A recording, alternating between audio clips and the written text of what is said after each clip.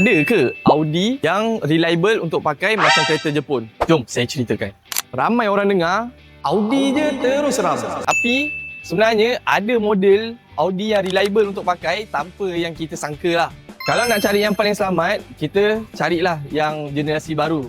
Macam Audi A4 B9, Audi A5 B9 ataupun Audi Q5 tahun 2016 ke atas. Model ni dia pakai enjin generasi baru, enjin EA888 generasi 3. So, isu makan minyak hitam tu memang dah lama tak ada. Tapi kena ingat, Audi tetaplah Audi.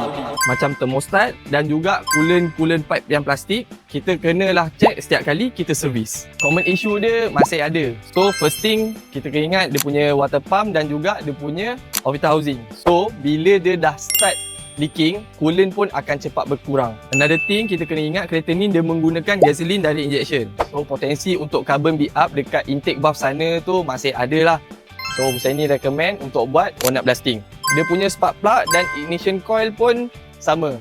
Bila kereta tu dah lama kita pakai, dia pun akan cepat wear lah. Selain tu PCV valve pun boleh jadi isu lah. Ni yang menyebabkan kadang enjin tu makan minyak hitam.